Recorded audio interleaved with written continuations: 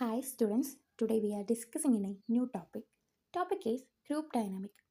അതായത് group dynamic എന്നത് ഒരു ഗ്രൂപ്പിലുള്ള പേഴ്സൺസ് തമ്മിലുള്ള ഇൻട്രാക്ഷൻ, ബിഹേവിയർ, മ്യൂച്വൽ ഇൻഫ്ലുവൻസ് എന്നിവയെക്കുറിച്ചുള്ള പഠനമാണ്. ക്ലാസ് റൂമിൽ സ്റ്റുഡൻസ് ഗ്രൂപ്പായി പ്രവർത്തിക്കുമ്പോൾ അവരുടെ കോപ്പറേഷൻ, കമ്മ്യൂണിക്കേഷൻ, സോഷ്യൽ സ്കിൽസ് എന്നിവ വികസിക്കുന്നു. ടീച്ചിങ് ലേണിംഗ് പ്രോസസ്സ് ഫലപ്രദമാകാൻ ഗ്രൂപ്പ് ഡൈനാമിക്സ് മനസ്സിലാക്കുന്നത് വളരെ പ്രധാനമാണ്. ഇത്തരത്തിലുള്ള ഗ്രൂപ്പുകളുടെ പ്രവർത്തനങ്ങളെയാണ് ഗ്രൂപ്പ് ഡൈനാമിക് എന്ന് പറയുന്നത്. ഇത്തരത്തിൽ 5 സ്റ്റേജസ് ആണുള്ളത്. അതിൽ ഒന്നാമത്തെ സ്റ്റേജാണ് ഫോർമിംഗ് സ്റ്റേജ് എന്ന് പറയുന്നത്.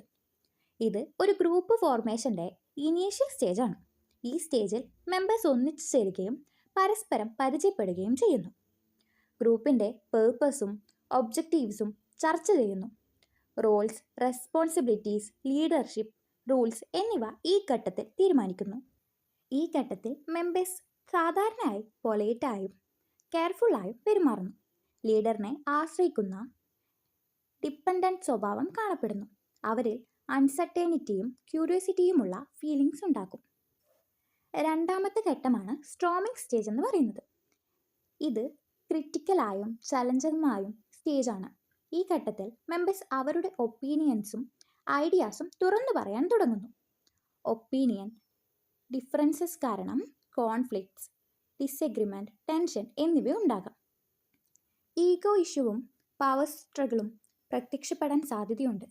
ഈ ഘട്ടം ചിലപ്പോൾ അൺകംഫർട്ടബിൾ ആണെങ്കിലും ഗ്രൂപ്പ് സ്ട്രക്ചർ വ്യക്തത നേടാൻ ഇത് സഹായിക്കുന്നു. പ്രോപ്പർ ഗൈഡൻസ് ലഭിക്കുകയാണെങ്കിൽ ഈ കോൺഫ്ലിക്റ്റുകൾ കൺസ്ട്രക്റ്റീവ് ലേണിംഗ് ആയി മാറ്റാൻ കഴിയും. പിന്നീടുള്ള സ്റ്റേജാണ് നോർമിംഗ് സ്റ്റേജ് എന്ന് പറയുന്നത്. ഇത് അഡ്ജസ്റ്റ്മെൻറ്റും കോപ്പറേഷനും നടക്കുന്ന സ്റ്റേജാണ്. ഈ ഘട്ടത്തിൽ കോൺഫ്ലിക്റ്റുകൾ ക്രമേണ കുറയുന്നു. മെമ്പേഴ്സ് തമ്മിൽ മ്യൂച്വൽ അണ്ടർസ്റ്റാൻഡിങ്ങും റെസ്പെക്റ്റും ഈ സമയത്ത് വളരുന്നു. ഗ്രൂപ്പ് നോംസ്, സ്റ്റാൻഡേർഡ്സ്, റൂൾസ് എന്നിവ രൂപപ്പെടുന്നു. റെസ്പോൺസിബിലിറ്റീസ് പങ്കുവയ്ക്കുകയും പ്ലാനിംഗ് ആരംഭിക്കുകയും ചെയ്യുന്നു. ടീം സ്പിരിറ്റും ബിലോങ്ങിങ്സും ഈ ഘട്ടത്തിൽ ശക്തമാകുന്നു. പിന്നീടുള്ള ഘട്ടമാണ് പെർഫോമിംഗ് സ്റ്റേജ് എന്ന് പറയുന്നത്. ഇത് ഏറ്റവും പ്രൊഡക്റ്റീവും എഫക്റ്റീവുമായ സ്റ്റേജാണ്. ഈ ഘട്ടത്തിൽ ഗ്രൂപ്പ് ഉയർന്ന എഫിഷ്യൻസിയോടെ വർക്ക് ചെയ്യുന്നു. പേഴ്സണൽ ഇഷ്യൂസുകളിൽ നിന്ന് ഫോക്കസ് മാറി ഗോൾ അച്ചീവ്മെൻറ്റിലേക്കാണ് ശ്രദ്ധ. Decision making logical, democratic, collective സ്വഭാവമുള്ളതാകുന്നു. പെർഫോമൻസ് ഉയർന്ന ലെവൽ ഓഫ് എക്സലൻസിലെത്തുന്നു. ഇവിടെ ടീച്ചർ കൺട്രോളർ എന്നതിലുപരി ഫാസിലിറ്ററായി പ്രവർത്തിക്കുന്നു. അവസാനത്തെ സ്റ്റേജാണ് അൺജേണിംഗ് സ്റ്റേജ് എന്ന് പറയുന്നത്. ഇത് ടെർമിനൽ അല്ലെങ്കിൽ ക്ലോഷർ സ്റ്റേജാണ്. ഒബ്ജക്റ്റീവ്സ് പൂർത്തിയായതിനു ശേഷം ഗ്രൂപ്പ് പിരിയുന്നു. മെമ്പേഴ്സിന് സാറ്റിസ്ഫാക്ഷൻ, അച്ചീവ്മെൻറ്റ്, ചിലപ്പോൾ സാഡ്നെസ് പോലുള്ള ഫീലിങ്സ് ഉണ്ടാകാം. ഇമോഷണൽ അച്ചീവ്മെൻറ്റ്സ് കാരണം സെപ്പറേഷൻ ഫീലിങ്സും അനുഭവപ്പെടാം. ഇത് സാധാരണയായി ടെമ്പററി അല്ലെങ്കിൽ ടാസ്ക് ഓറിയൻറ്റഡ് ഗ്രൂപ്പ്സിൽ കാണപ്പെടുന്നു. പിന്നീട് പറയുന്നതാണ് ഫാക്ടേഴ്സ് അഫക്റ്റിംഗ് ഗ്രൂപ്പ് ഡൈനാമിക്സ് എന്നത്. അതിനകത്ത് ആദ്യം പറയുന്നതാണ് സിമ്പതി അല്ലെങ്കിൽ സഹാനുഭൂതി എന്നും പറയുന്നതിന്. സിമ്പതി അല്ലെങ്കിൽ എമ്പതി എന്നത് മറ്റുള്ളവരുടെ ഫീലിങ്സ് മനസ്സിലാക്കുകയും പങ്കുവയ്ക്കുകയും ചെയ്യുന്നതിനെ സൂചിപ്പിക്കുന്നു. ഗ്രൂപ്പ് മെമ്പേഴ്സ് തമ്മിലുള്ള ഇമോഷണൽ കണക്ഷൻ ഇതിലൂടെ ശക്തമാകുന്നു. ഇത് ട്രസ്റ്റ്, കോപ്പറേഷൻ, ഇമോഷണൽ സ്റ്റെബിലിറ്റി എന്നിവയ്ക്ക് വഴിവെക്കുന്നു. രണ്ടാമത്തെ ഘട്ടമാണ് സജഷൻ എന്ന് പറയുന്നത്, അതായത് നിർദ്ദേശം. സജഷൻ എന്നത് ഒരാളുടെ ഐഡിയാസ് മറ്റുള്ളവരെ ഇൻഫ്ലുവൻസ് ചെയ്യുന്നതാണ്. ഗ്രൂപ്പ് തിങ്കിങ്ങും സോഷ്യൽ ഇൻഫ്ലുവൻസും വഴി മെമ്പേഴ്സ് ഈ ആശയങ്ങൾ സ്വീകരിക്കുന്നു.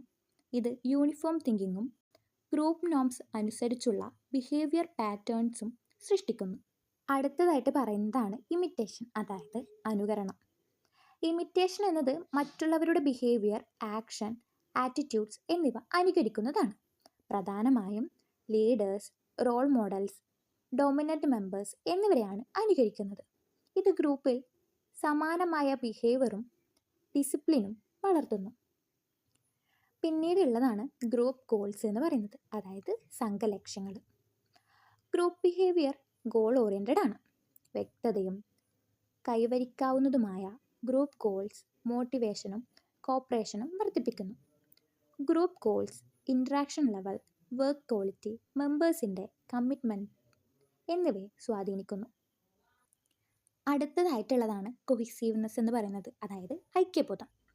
കൊഹിസീവ്നെസ് എന്നത് ഗ്രൂപ്പ് മെമ്പേഴ്സ് തമ്മിലുള്ള അട്രാക്ഷനും ലോയാലിറ്റിയും എത്രമാത്രമുണ്ട് എന്നതിനെ സൂചിപ്പിക്കുന്നു. ഒരു യൂണിറ്റായി ഒരുമിച്ച് തുടരാനുള്ള വില്ലിങ്നെസ് ഇതിൽ ഉൾപ്പെടുന്നു. ഉയർന്ന കൊഹിസീവ്നെസ് നല്ല ടീം വർക്ക്, ഉയർന്ന പെർഫോമാലിറ്റി, പോസിറ്റീവ് ഗ്രൂപ്പ് ബിഹേവിയർ എന്നിവയ്ക്ക് കാരണമാകുന്നു. അടുത്തതായിട്ട് നോക്കാൻ പോകുന്നതാണ് importance of group dynamics in learning. അതായത് ക്ലാസ് റൂം ലേണിംഗ് എൻവയോൺമെൻറ്റിൽ ഗ്രൂപ്പ് ഡൈനാമിക്സ് വളരെ പ്രധാനപ്പെട്ട പങ്ക് വഹിക്കുന്നു. ഇത് ടീച്ചേഴ്സിനെ അനുയോജ്യമായ ടീച്ചിങ് ലേണിംഗ് സ്ട്രാറ്റജീസ് തിരഞ്ഞെടുക്കാൻ സഹായിക്കുന്നു. ഇത് ആക്റ്റീവ് പാർട്ടിസിപ്പേഷനും ലേണർ എൻഗേജ്മെൻറ്റും പ്രോത്സാഹിപ്പിക്കുന്നു. ഗ്രൂപ്പ് ഇൻട്രാക്ഷൻ വഴി students value, attitude, social skills, leadership qualities എന്നിവ വികസിക്കുന്നു.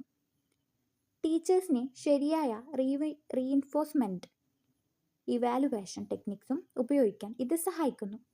സ്റ്റുഡൻസ് തമ്മിലുള്ള ഇൻ്റർപേഴ്സണൽ റിലേഷൻഷിപ്പ് മെച്ചപ്പെടുന്നു. ഒരു പോസിറ്റീവ് സോഷ്യൽ ഇമോഷണലുമായ ക്ലാസ് റൂം ക്ലൈമറ്റ് സൃഷ്ടിക്കാൻ ഇത് സഹായിക്കുന്നു. ഡെമോക്രാറ്റിക് ഡിസിപ്ലിൻ നിലനിർത്താൻ ഇത് സഹായിക്കുന്നു. ഗ്രൂപ്പ് റീഡിംഗ്, റോൾ പ്ലേ പോലുള്ള ടെക്നിക്സ് മെമ്മറി, റിട്ടൻഷൻ, അണ്ടർസ്റ്റാൻഡിംഗ് എന്നിവ മെച്ചപ്പെടുത്തുന്നു. Classroom, labs, playground, co curricular activities എന്നിവയിൽ ഫലപ്രദമായ ക്ലാസ് റൂം മാനേജ്മെൻറ്റ് സാധ്യമാകുന്നു.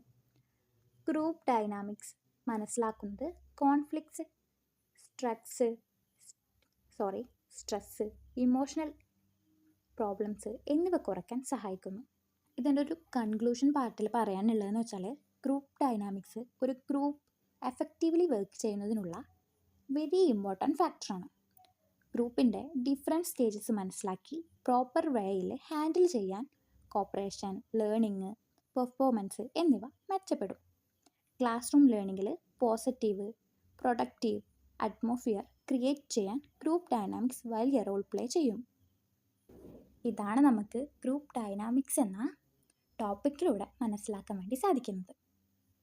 ഇത്രയും പറഞ്ഞുകൊണ്ട് ഇന്നത്തെ ക്ലാസ് ഇവിടെ അവസാനിക്കുന്നു. Thank you so much.